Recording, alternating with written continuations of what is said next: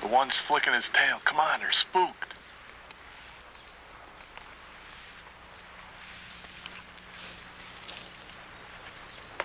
Shh, come on, be quiet.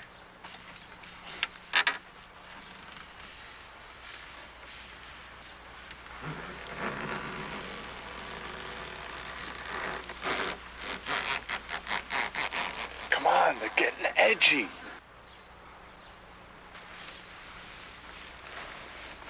There they go.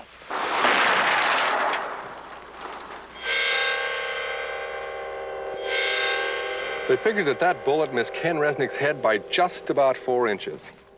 That's a pretty frightening way to learn a lesson about guns. You know, it's remarkable how many so-called hunting accidents occur because of a game law violation. Hunting from a vehicle, carrying a loaded gun in a vehicle, hunting and drinking. Driving a car or handling a firearm is serious business, and there is absolutely no room for alcohol with either, ever.